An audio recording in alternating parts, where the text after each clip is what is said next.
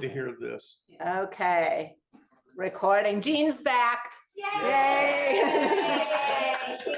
That, as we said last night, is an answer to prayer. It really is. We're so glad to see you, Jean. We missed you. And I should tell you all, thank you for the letters. And I don't hear the prayers, but I can feel the prayers. I have, And it's right out of those words. He opened my eyes. And it's not here, it's there to here. And that's a blessing. They can't hear, they can't hear us? They're going like this. And that they couldn't hear Jean. Oh, they very well. couldn't hear Jean? Yeah. Well, I don't know. We'll Okay. turn it up. There, there you In go. the past, we've always been, Jean, can they hear you now? Say hello to everybody.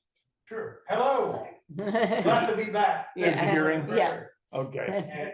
And Cindy and Paula have been outstanding. Well, we've got an announcement about that too. If those of you guys who live locally probably saw the paper on, I think it was on Wednesday's paper, that Paula Dean was the honored educator for one of our shining stars, and she was on the front page of the newspaper. So it was a great, so a shout out to Paula. Once again, making a difference in somebody's life. So very nice. Was it just prayers? Prayers? Yeah, we, And Scott has shingles, but it's not bad. yeah, I do. I have shingles. Hoorah. Moving on, there's Kay. There we go. We've got a full house inside and outside. Do we have special, No judges. well, God, we're always thankful. We always try to remember when we see an answer to prayer like this, and we do often, to come back and say thank you. And we do. We are so grateful for the opportunity to have Jean with us. It's exactly what we asked for, and we're pleased. Alton and Kathy, we still keep them in our prayers. He's still in pain. It's not easy. Our friend Phil with the Parkinson's, and it's worse than it has been, and it is so hard on both of them. And remain with Jean as we understand that there may still be questions, but we're looking for him to be well and to be able to be with us and to be worry-free. Be with us always while we study. These things are sometimes difficult, but they strengthen our faith. They strengthen our ability to find our way to you. And that's always our goal, and we ask for help with that. Amen.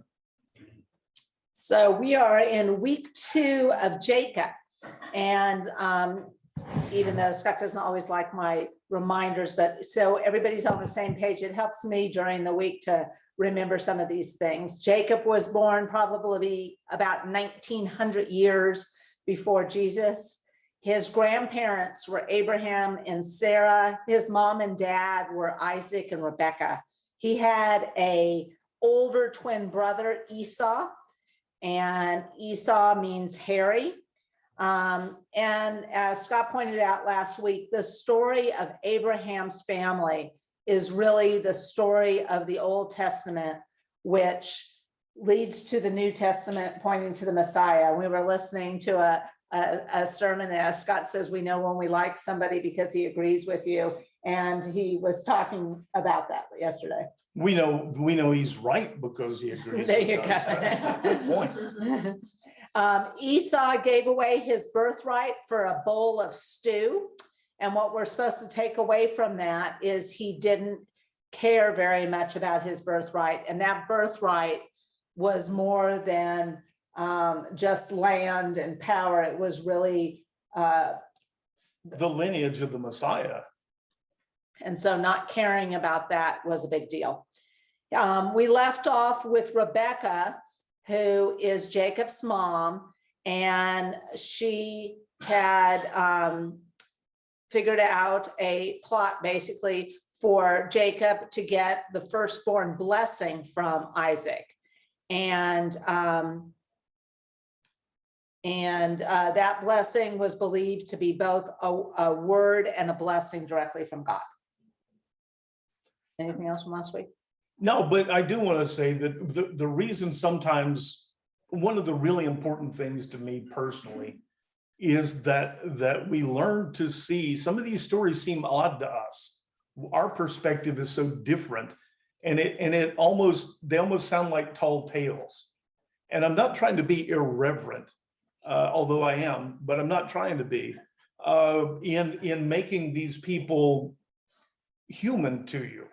Because if you can see them as humans, if you can see parallel things in the world around you, then suddenly you're able to look at these accounts that we have and go, well, that's not as odd as I thought it was. And I think it strengthens our faith to be able to understand that just because we don't have that perspective, when you do get it, you begin to realize these stories are, you know, there's not a stenographer there writing down every word that Jacob says, but they are true. They are substantially true. And we have parallels in our lives today that should make it easier. So, you know I joke and I know I bring those things up, but it's for a purpose. And he will have a number of references to the Godfather movies today. I don't know if I'm gonna do that. Okay. But, you know, since you mentioned that, Esau being the oldest and having the birthright, he's entitled to it, the blessing. It does, you know, and I keep saying that he's just not suitable for the lineage. Well, there's Fredo in The Godfather. He's the oldest son, and nobody thinks he should take over the family. It's understood. Fredo's not taken over, right?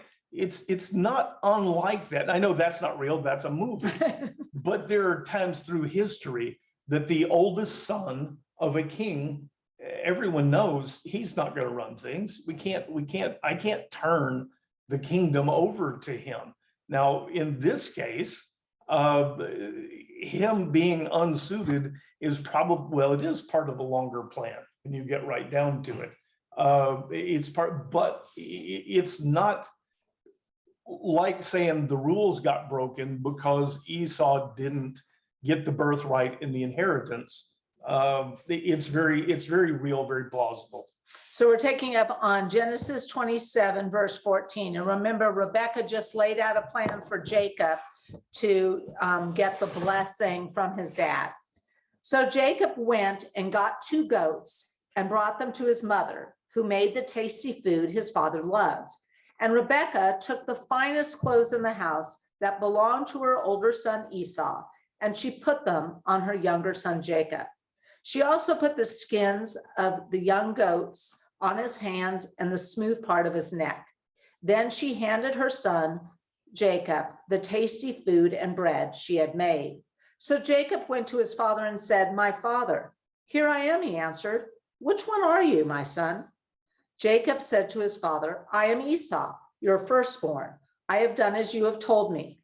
Please sit up and eat some of my game so that you may bless me." But Isaac asked his son, "How did you ever find it so quickly, my son?" "Because the Lord your God brought it to me," he replied. Then Isaac said to Jacob, "Please come closer so I can touch you, my son. Are you really my son Esau or not?" So Jacob came close to his father Isaac, who touched him and said, "The voice is the voice of Jacob, but the hands are the hands of Esau." Isaac did not recognize him because his hands were hairy like those of his brother Esau, so he blessed him. Again he asked, "Are you really my son Esau?" And he replied, "I am." "Serve me," said Isaac, "and let me eat some of my son's game so that I may bless you." Jacob brought it to him and he ate. Then he brought him wine and he drank. Then his father Isaac said to him, "Please come near and kiss me, my son." So he came near and kissed him. When Isaac smelled his clothing, he blessed him and said, "Ah, the smell of my son is like the smell of the field that the Lord has blessed. May God give to you the dew of heaven and the richness of the earth, an abundance of grain and new wine. May people serve you and nations bow down to you.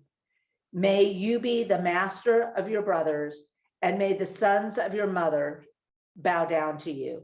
May those who curse you be cursed, and those who bless you be blessed." So real quick, he has sent Esau out to hunt up some game.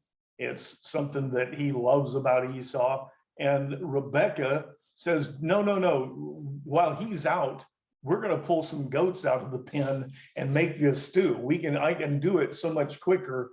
There's no way Esau will get back in time. She makes the lentil stew, we assume, a red stew for Jacob. But it says they got some of his clothes. She put goat skin on his arm because Esau's hairy. And I don't know, what is that, like an alpaca goat? I doubt it. I don't think Esau was that hairy, but it's not. Esau's blind. He's old enough that his faculties are failing. But you can see that Isaac knows something is up, right? He's questioning. He hears Jacob's voice, and then Jacob says, "I'm Esau," but he says, "I don't know about that." And he says, "Come over here." And he touches his arm, and sure enough, there's this hairy arm. And he says, the voice is Jacob's, but the arm, everything checks out, but it doesn't fit. And so at one point he says, "Come over here and kiss me." There's a Middle Eastern tradition. The men will kiss each other on the cheeks. And what we're being shown here is Isaac knows something's up. And he says, "Come over here." And he knows Esau is out in the field all the time. He's got a certain smell to him, new mown grass. "You smell like my son Esau." And Rebecca thought of everything. She thought of it ahead of time. And you think, oh, there's Naya right here. You think that sounds like it's some kind of a TV thing where the thief thinks, or the spy thinks of everything ahead. But I'm going to tell you, I hired a guy one time who was a literal sociopath. I mean, clinically, and he nearly ruined my life. But his stories always checked out.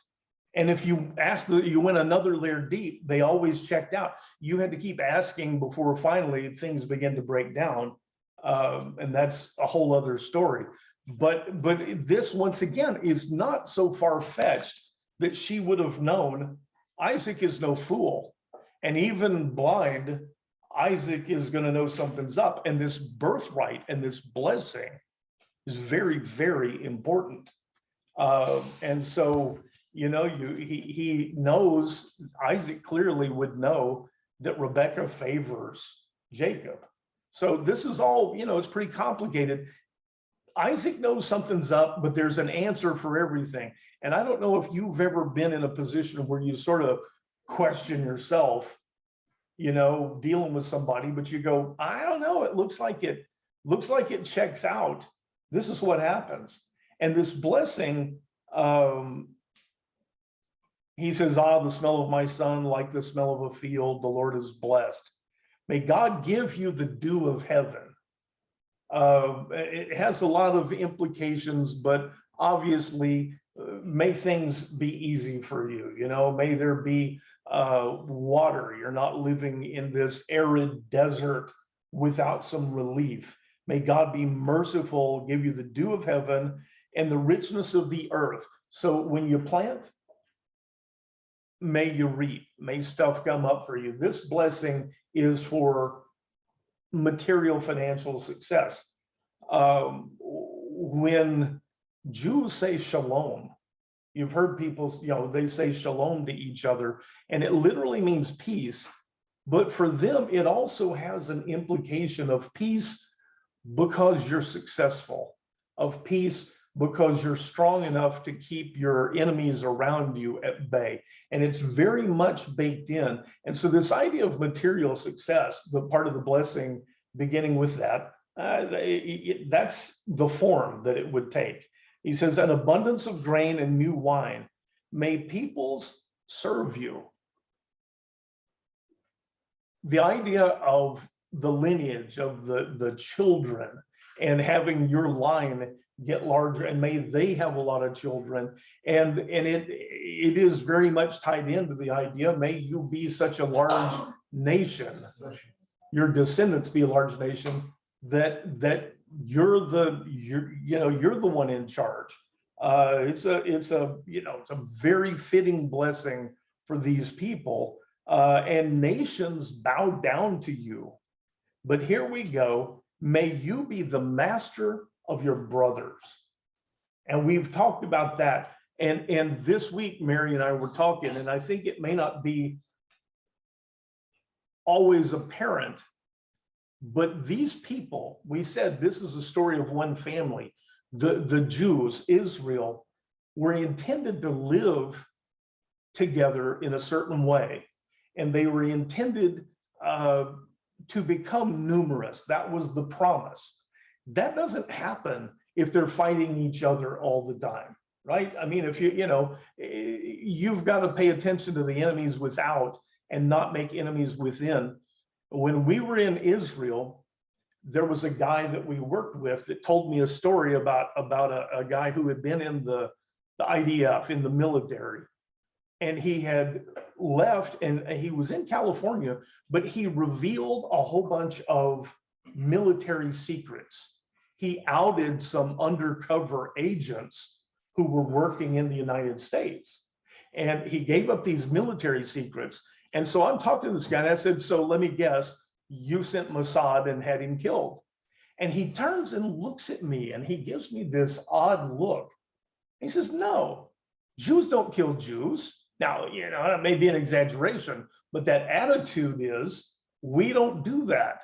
And while we were in Israel, people broke in and stole our car radio, but we didn't see Or hear about. violent crime of Jew on Jew. Now, outsiders might do it, but our kids were safer there by far out on out riding their bikes until dark than they ever were here.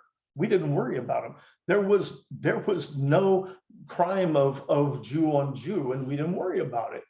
So this idea of may your brothers serve you, somebody has to be in charge of the tribe, the clan. And if the brothers, once the dad dies, if they go to war with each other, they don't live the way they're intended to live. This is a very meaningful and very functional arrangement that the oldest son becomes the head of things. And it's the reason I go into stuff like this. For instance, the 10 Commandments, that's not supposed to be an exhaustive list of things that how we're supposed to be, but it showed them how to live and play nicely with each other. They were a community in a way, and this is all bringing something into the world that didn't exist. And that's we'll talk about 10 Commandments sometime. So this is important. May your brothers serve you, and may the sons of your mother bow down to you. And I don't know if that's just a formula. We don't know if possibly there are other wives we don't know about. Because I was asking Scott, why would you say both of those sentences? And it could be, many of these people had, and we wouldn't, it's not written that Isaac had other wives, but he could have. And then it says, may those who curse you be cursed and those who bless you be blessed. And we see very similar things in the New Testament. And what you loose on earth shall be loosed in heaven. That sort of idea that what you bless is going to be well and truly blessed. And what you curse will be well and truly cursed. It is almost like an authority from God.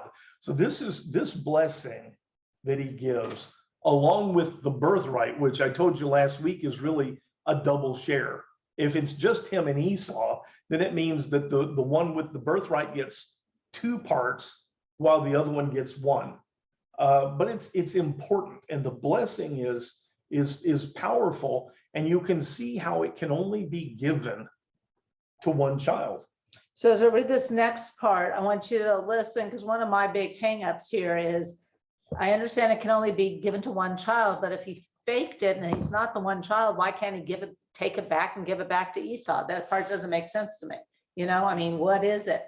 But obviously, when you see Esau and Isaac's reaction, you know, the belief is that this is a word from God, and he's already given it to Jacob, and there's no give backs. So listen as I read 27, starting in verse 30. As soon as Excuse me. yeah, Do we have anything on thinking in terms of Jacob saying,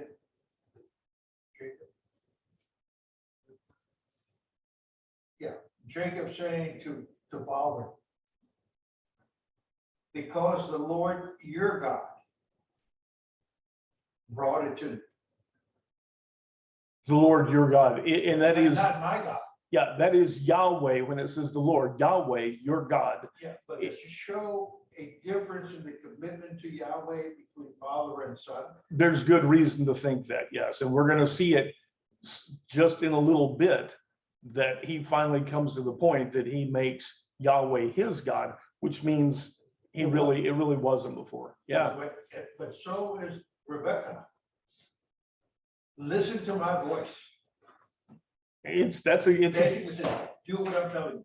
yes, yep, follow me. Now, she's a mother, and as we said last week, she's a good Jewish mother, and they, you know, they honor their parents. Even before the 10 Commandments, they honor their parents. So her to do that may not be as significant, but when he says the Lord or Yahweh your God, yeah, that's there for I mean, it certainly is indicative. Yeah. as soon as Isaac had finished blessing him and Jacob had left his father's presence, his brother Esau returned from the hunt. He too made some tasty food, brought it to his father, and said to him, my father, sit up and eat of your son's game, so that you may bless me. But his father Isaac replied, who are you? I'm Esau, your firstborn son, he answered. Isaac began to tremble violently and said, who was it then who hunted the game and brought it to me? Before you came in, I ate it all and blessed him. And indeed, he will be blessed. When Esau heard his father's word, he let out a loud and bitter cry and said to his father, bless me too, O my father. But Isaac replied, your brother came deceitfully and took your blessing. So Esau declared, is he not roughly named Jacob? Right. I'm sorry, rightly named Jacob, for he has cheated me twice. He took my birthright, and now he has taken my blessing. Then he asked, haven't you saved a blessing for me? But Isaac answered Esau, look, I have made him your master and given him all his relatives as servants. I have sustained him with grain and new wine. What is left that I can do for you, my son? Esau said to his father, do you have only one blessing, my father? Bless me too, O my father. Then Esau wept aloud. His father Isaac answered him, behold, your dwelling place shall be away from the richness of the land, away from the dew of heaven above. You shall live by the sword and serve your brother. But when you rebel, you will tear his yoke from your neck. Esau held a grudge against Jacob because of the blessing his father had given him. And Esau said in his heart, the days of mourning for my father are at hand. Then I will kill my brother Jacob. So, yeah, pretty strong stuff, huh? Yeah. So this is almost like something out of a movie. You know, Jacob gets the blessing, he leaves, and right behind him, here comes Esau. And Isaac, of course, says, wait a minute, you know, if you're Mr. White, who was just in here? So if you've ever seen it, something like that in a movie, the plot line goes way back. But he realizes there's a problem. He begins trembling violently because he knows what must have happened. And you see Esau saying, well, bless me too. And a lot of people think that, you know, well, how hard can it be? Just say the words again. These words have power. They have, you know, meaning. And it's not as easy as just saying some words. I've told some of you before, but once again, when we're in Jerusalem, the Al-Aqsa Mosque, this beautiful golden dome, I want to see what's inside of it. And I asked, and somebody said, oh no, all you have to do is walk up the ramp. And when you get to the door, speak the three truths. There is no God but Allah, and Muhammad is his prophet. And I forget what the third one is. Basically, just go deny your faith. And I said, well, I'm not going to do that. And they said, oh, you don't have to mean it. Just say it. I said, no, you don't think you understand. I'm not going to say those words. Words have meaning. And I, in a lot of settings, am convinced that words have power. But in this case, this blessing, we're supposed to see this is more than just speaking some words at a kid. And Isaac tells him, I blessed him and he will be blessed because of it. It's kind of amazing to think of.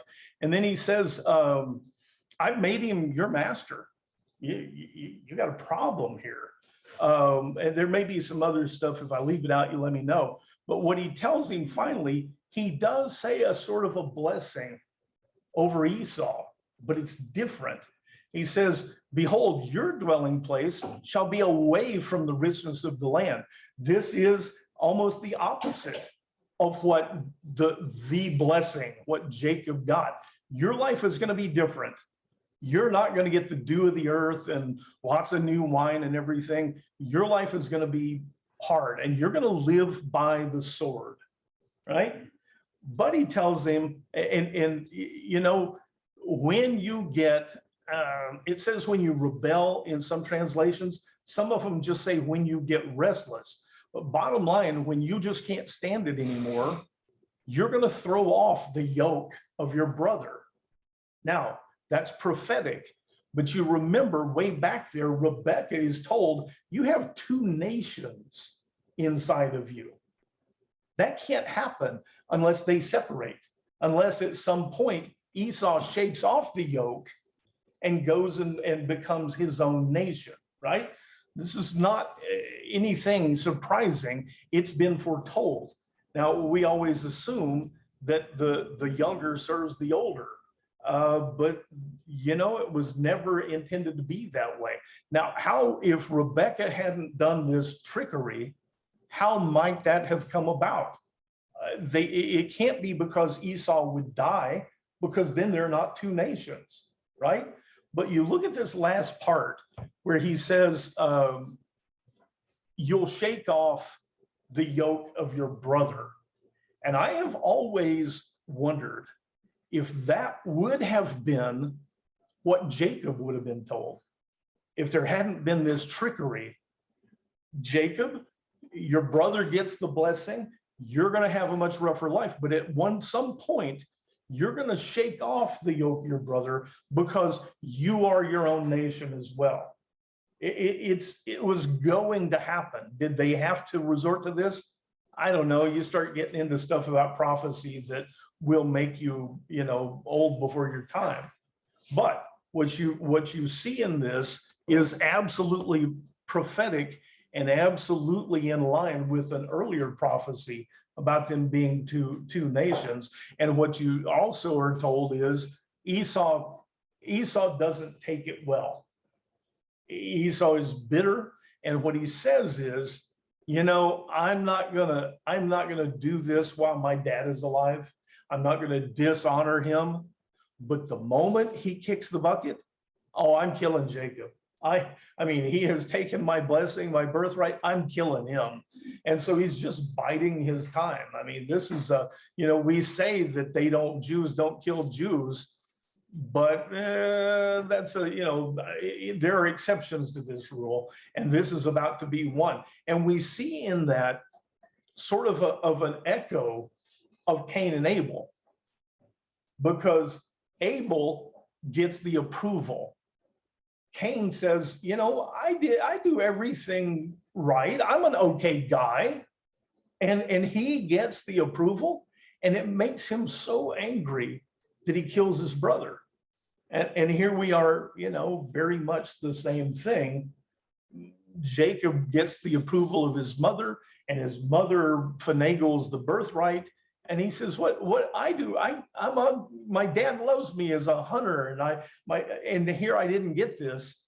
It's Cain and Abel, just in a different form. When the words of her older son Esau were relayed to Rebekah, she sent out for her younger son Jacob and told him, look, your brother Esau is consoling himself by plotting to kill you. So now, my son, obey my voice and flee at once to my brother Laman in Haran. Stay with him for a while until your brother's fury subsides, until your brother's rage against you wanes and he forgets what you have done to him. Then I will send for you and bring you back from there. Why should I lose both of you in one day? Then Rebekah said to Isaac, I am weary of my life because of these Hittite women. If Jacob takes a Hittite wife from among them, what good is my life?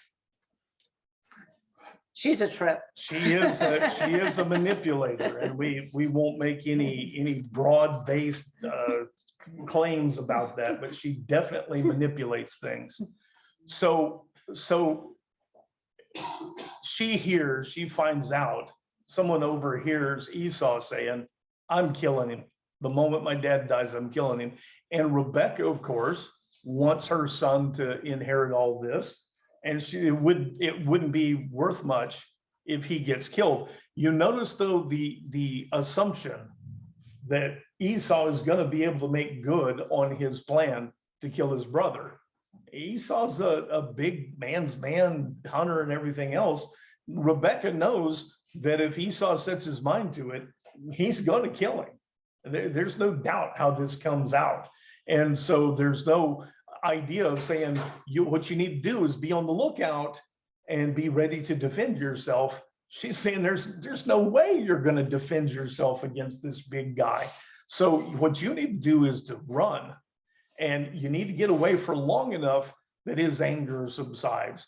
I don't think he's ever going to fully forget what's been done, but he's this rage that he's feeling is gonna subside. And we saw in an earlier chapter, in an earlier part of this, that Esau married 2 Hittite women, and it caused grief to Isaac and Rebekah. We don't know exactly what that entails. The Hittites are, they worship what we consider pagan gods, and they do a lot. And so, however, it maybe they just don't clean house well, and Rebekah has to come over and do laundry every week. We don't really, because she did have some of Esau's clothes, right, to put on Jacob. So maybe these Hittite women just lay around and eat dates and stuff. We don't know, but it caused grief to Isaac and Rebekah. So Rebekah knows Jacob needs to run. But you also notice that she has to go get Isaac's approval, because even if he's old, even if he's blind, even if he's given the blessing and the birthright to one of the sons, Isaac is still the one in charge of the family, of the tribe. And she needs to get his blessing, because Jacob needs to be able to come back to claim what's his now. And if he just runs and leaves the family, he doesn't come back ever. You can see that, right? And so she concocts this plan. She knows these Hittite wives from the region have caused them grief. And she goes to her husband Isaac and she says, you know, if Jacob stays around here, he's going to wind up marrying these Hittite women too. And if that happens, if I get one more Hittite daughter-in-law, my life won't be worth living. Okay. And she knows that Isaac is going to hear that and say, if her life is not worth living, neither is mine. Right? What did you I've say last heard. night? I don't remember. I suddenly I have amnesia on what I Yeah, said right. last night. But you get the idea. I mean, she has given him a proposition that says, you know, if we don't get Jacob out of here and he marries a Hittite woman, it's not going to be pleasant. I'm going to be inconsolable. And so Isaac calls him in. He says, my son, No, I haven't gotten there yet. oh, we haven't got, and he says, my son, we haven't gotten there yet. But it makes sense to know, because if you're like in a church and they're reading a reading and all of a sudden Isaac gives Jacob a second blessing, I'm always thinking to myself, why, you know, wouldn't he be mad at him for like fooling, and he was supposed to give the blessing to Esau, and he's given him another blessing on the way out. But it's a realization, first of all, that those were God's word. He gave the blessing and he is making his wife happy. And I believe he believes too, that Jacob should marry somebody who believes in Well, there's no Yahweh. question about that. Let's take a moment to deal with that, because this idea of Isaac not just saying, hey, you tricked me, I'm taking that blessing back. I'm taking that birthright back. Most people hear this and think that's what should happen. This isn't fair, and you should just take it back. There are a bunch of reasons why that doesn't work within this context. And you think about something as basic as forgiveness and salvation, like that's basic, right? You mess up, I'm taking it back from you. That doesn't fit. But even in the context of the sons and the birthright, you bless the oldest, you give him the birthright, but you're still in charge. And at some point you say, okay, you're not marrying those Hittite women. No, you're not. And you need to take these cattle and get them out to the West 40. And the son says, no, I think that's a bad decision. And the dad just says, fine then, I'm taking your birthright back and I'm taking the blessing back. Can you see how that is not functional for this? The blessing is given, the birthright is given, it's final. That's the way it is. He can't just say, oh, you know, I know God said to bless you and everything else, but you don't deserve it anymore. That's how human beings behave. So if it bothers you that Jacob tricked this situation and Isaac doesn't just say, okay, King's X, that was that's a mistake. Isaac behaves exactly how he's supposed to, which is to say the blessing is given and this is how it is. So Chapter 28. So Isaac called for Jacob and blessed him. Do not take a wife from the Canaanite women, he commanded. Go at once to Padan Aram, to the house of your mother's father, Bethuel, and take a wife from among the daughters of Laban, your mother's brother. May God Almighty bless you and make you fruitful and multiply you, so that you may become a company of peoples. And may he give the blessing of Abraham to you and your descendants, so that you may possess the land where you dwell as a foreigner, the land God gave to Abraham.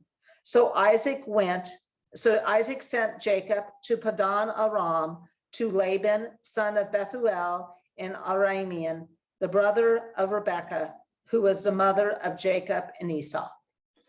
a whole bunch of stuff we can get from this. First of all, he's telling him, he hears Rebecca and he says, okay, I'm gonna send him back where we came from to get a wife from among our people. We get a clue in that they use the name Bethuel, and the L on the end means God. And what we see is that these people worshiped the God. They worshiped Yahweh. And it's in the name. That's something, you know, you should pick up from this. We have this idea that nobody worshiped Yahweh until these accounts began, until the, you know, the Old Testament and Abraham. But the fact is, there's a point where Abraham and Lot have come down into this promised land, and Lot gets taken captive. This group of the alliance of kings comes in and takes a bunch of the people, and Lot's among them. And Abraham finds out, and he's like the cavalry. He's going to rescue his nephew Lot. And after he does, they're coming back by what is today Jerusalem. And there's this weird story of this guy who's called the King of Salem. Jerusalem is the city of peace, okay? The King of Salem, but it also says he is a priest in the order of Melchizedek, which we don't know anything about exactly, except that we know he's a priest, and he comes out and Abraham gives him a tenth of all the spoils that they've taken. When they took Lot back, they also, you know, took a bunch of loot, and he gives this priest a tenth, a tithe. This is a priest of Yahweh, whether they're calling that name or not. There are people who believe in the God long before this. Not only did that happen, but later in the New Testament, Jesus is referred to as a priest in the order of Melchizedek. It references all the way back. This King of Salem, who's he's a priest king that Abraham acknowledges as a priest of Yahweh. They talk about, so Jesus is not from the line of Aaron, which is what all of the Mosaic priests come from, but he's still referred to as a priest in a different way, of the order of Melchizedek. So my point of put all this together, that's rain. Yeah. The answer, Julie, is yes, it's raining here. The point of all this is that going back to where they came from, those people worship God. These people, these Canaanites, do not. So he is literally, whether it's all done exactly the same as we see through Moses later on, they worship God. And you can gain a lot of that from stuff like the name Bethuel. It's like Bethel. It either means city of God. They argue about exactly the U being in there, and we won't get into it. But you go back to a place where they worship God and find yourself a wife. This is a big deal. But then the next part, isn't this weird? This is one little paragraph, but the next part is really the key to this whole thing. But and then thunder too. He gives this blessing, may God Almighty bless you and multiply you, et cetera, et cetera. But listen to this. This starts in verse 4. And may he give. This is Isaac talking to Jacob as he's about to go back to the homeland. May he give the blessing of Abraham to you and your descendants. That's what we've been trying to tell you. This blessing of Abraham, that your offspring will be this great nation like the stars in the sky or the sands on the beach. You're going to have it. But the big part of that blessing of Abraham, through you, all nations on earth will be blessed. That's this lineage of Messiah that we wind up, he names Jesus, Yeshua. Through you, all nations will be blessed. And he's now Isaac. It got passed from Abraham down to Isaac. And now Isaac has spoken those same words as you leave. And he knows they've been told that this land where they currently are will belong to them. So he's saying, may God pass on the blessing of Abraham to you, which means you're going to come back. You will possess the land. It is huge. And it is this long plan that leads to the New Testament, that leads to Jesus, to the Messiah, to redemption. That's been, reconciliation of man to God, that's been in the works all along. That one sentence is just enormous. Now Esau learned that Isaac had blessed Jacob and sent him to Padan Aram to take a wife there, commanding him, do not marry a Canaanite woman, and that Jacob had obeyed his father and mother and had gone to Padan Aram. And seeing that his father Isaac disapproved of the Canaanite women, Esau went to Ishmael and married Mahalath, the sister of Naboth and the daughter of Abraham's son Ishmael, in addition to the wives he already had. Okay, so now this gets a little bit twisted, and we see in this maybe some of the reason why Esau wasn't suited to have the birthright. Esau's not bright. He's just not a smart guy. And what he sees is, for some reason, they just love Jacob. Jacob can, in his mind, Jacob can do no wrong.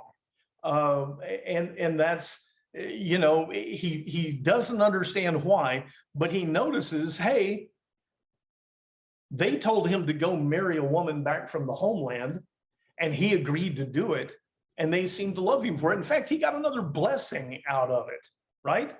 So maybe that's the problem. Maybe they're mad at me because of these Hittite wives. And that must be why mommy and daddy don't love me as much. We don't know how old he is, but he's still fretting over the idea, mommy and daddy don't love me as much. So that must be the problem. My grandfather looked like an extra from a Lone Ranger movie. All right. He is Indian. We have to say Native American. I don't care, but that's who he was. And when he was young, like 5, 6, and it was time to start school, they wouldn't let him go to school. He's an Indian, but he, with the mind of a child, says, the problem must be that I don't have any shoes. And so he found some chemical stuff and he painted his feet black, and it nearly killed him. They called it blood poisoning. But the point there is, this is the mind of a child that says, this must be what's wrong. And that's what Esau says. The problem, maybe it's my Hittite wives. So, okay, I'm gonna go get another one. I'm gonna get one more suitable. And he's not as smart as my grandfather was at 6, because he decides to go get a wife that technically is from their people. It's the daughter or the granddaughter of Ishmael. Remember Isaac and Ishmael, the illegitimate son who gets cast away, and literally today, a lot of the enmity between Jews and Arabs are the descendants of Isaac and Ishmael. This fight has never gone away. And he goes and marries a woman who's, the descendant, close descendant of Ishmael. This is not wise. And now, again, maybe you start thinking that he really wouldn't have been a good choice to carry on this lineage. He doesn't value the things that he should value. We're going to go on. You want to let me tell something else? Yeah, you can tell someone. That way we can end in a place that you're comfortable with. So let's talk about the two nations that were at war inside Rebekah, Jacob and Esau. And Esau has red hair. We believe that from some things that come later. But those descendants of Esau are referred to as Edomites. Edom means red. A lot of them, but they become the Edomites that we read about through the Old Testament. and the Jews wind up at war with the Edomites. The Edomites come in and attack. We see this over and over again. This is the lineage of dislike between Jacob and Esau. But here's some bonus coverage. I got just enough time. Flash forward all the way to Jesus's time. And you know about Herod, right? You know, Herod winds up being responsible for kind of delivering him up. Herod is a Jew. We're always told, I grew up being told, Herod is a Jew. He is the king in, that part of Israel at the time. Herod isn't really a Jew. Herod's people are Edomites. All the way back to Esau. All the way back to Esau, and they live down south of Israel in a kind of, but what happened is there's a point where the Jews have been sort of taken over by these descendants of Alexander the Great, these Greeks, okay? They control Israel. It's a very strategic place. And some Jews, a priest, Judah Maccabee, rise up and fight this guerrilla war against these descendants of Alexander and kick them out of the country. They're called the Maccabees, and they have this amazing success at guerrilla warfare, and they just wear the Seleucids down, the Greeks down, and they kick the bums out. And everyone celebrates. The temple gets cleaned out, cleaned up, and it's a great time. And they celebrate their victory. And what happens is the Maccabees, Judah, they declare themselves not only king in Israel, which is not their right to do, but they also declare one of them to be high priest. And now we have a king and a high priest at the same time, the same person. Never supposed to happen. They get very full of themselves, and they decide, hey, you know what? We are really good at this warfare stuff. We're good at beating up other people. We should go conquer some countries ourselves. That's what we should do. And we'll get tribute. They'll send us money. We'll be rich. Everybody's had, this is great. So they get full of themselves and they go conquer the Edomites and the descendants of Esau, and they force them to convert to the worship of Yahweh, to what we call Judaism. They force them to convert at sword point. You either convert, worship Yahweh, or we're going to kill you. Not much of a choice. Okay? They resent it, and they carry that resentment down through the generations. And during the time of Jesus, one of these Edomite forced converts, the Romans like him because he's technically a Jew, but he doesn't really like the Jews. He resents the Jews. He's perfect for them to make king over Israel. You begin to get the picture. This is the lineage of Esau come home to haunt them. And people have wondered, I remember people saying, well, if Herod was a Jew, how come he's so mean to his own people? He's not a Jew, he's an Edomite.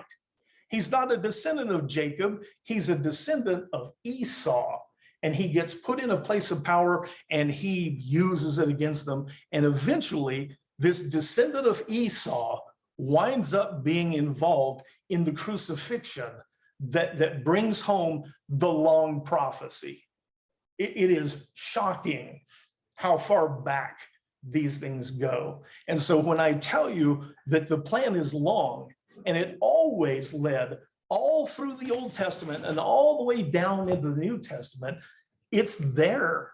It's more than just threads. If once you see some of the pieces, you just go, my gosh, this was always made to come out this way. When you look at the Bible and you were only on chapter 27 and that much more of the Bible to go, but that whole thing wasn't planned from the very beginning. You have a question? Is the Maccabee story in the Bible?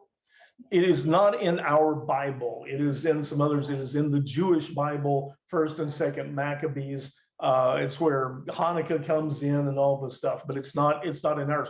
But it's, excuse me, it's readily available. You want to check it out. We were close on time, and this makes it perfect. But what you should see in this is that this Jacob and Esau clash reverberates all through the Old Testament and comes to a point in fulfilling the prophecy that says, through you, all nations shall be blessed. Herod, there's a good chance that if it was just up to Pontius Pilate, he might have said, hey, whip him, exile him, don't kill him. Herod came in and supplied the link to the Jews that made their demand, crucify him, have some weight. The old plan. Anything else? Got it. God, as we see these words, this plan, we understand that your involvement in this world and your plan for us was always there, that we were always intended to be part of it, and that these scriptures that deal with this family were for us too, that you were bringing about a redemption for all of us. We're humbled by it. It's hard sometimes to have the words for what this says to us and what it says about our relationship with you, but we're grateful. We're thankful for the people that come to learn about you, to draw closer to you. And the one gift I would ask today is that they would see in this a reason why they could and should share this plan with other people, to be able to bring this same love and concern to the people around us who just don't know. Be with us in the week. We're grateful again for Gene. Keep your hand on him. We are so glad to have him back with us, but our prayers remain there. Be with us as we go out this week. We'll see each other next week, and that's another gift from you. We pray in Jesus' name, amen. Amen.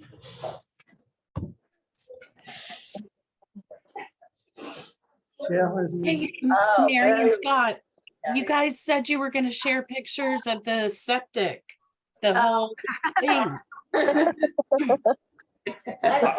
I'll email it out this week. I don't even have them. It looked like, it's just horrible. I mean, it's just this, Naya, it's good to see you. I'm glad you made it. It's just horrible out there, and they cut through water lines, and they cut through the 220 electricity that runs my, Ooh, and yikes. They cut a tree down.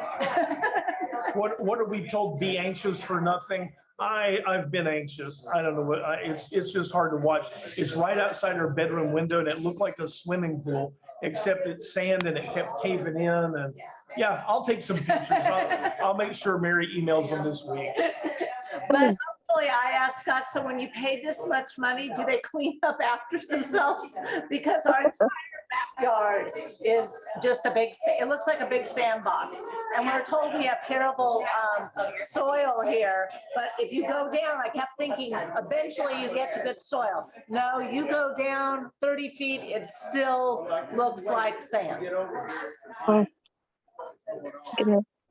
Anyhow, so we're not on the new septic yet. So they didn't work Saturday and Sunday. I assume they come back tomorrow. And then there becomes a time where they take us off the old one. And I said, what did they do with the old one? And I guess they just crushed those things. I'm not sure. I don't know. Anyhow, our backyard looks, I mean, it's never looked good, but it has never looked worse. So anyhow, but Scott tells me it's the beginning of the next phase. So we're hopeful. Chapter. Oh, yeah, we'll take some things, and now it's storming and, here, and there was lightning during. Do you want to, do you get, Scott, do you want to get the big, oh, there we go. It's raining and we have big, whatchamacallit umbrellas, so they're gonna help with that. So are you coming down this week, Virginia?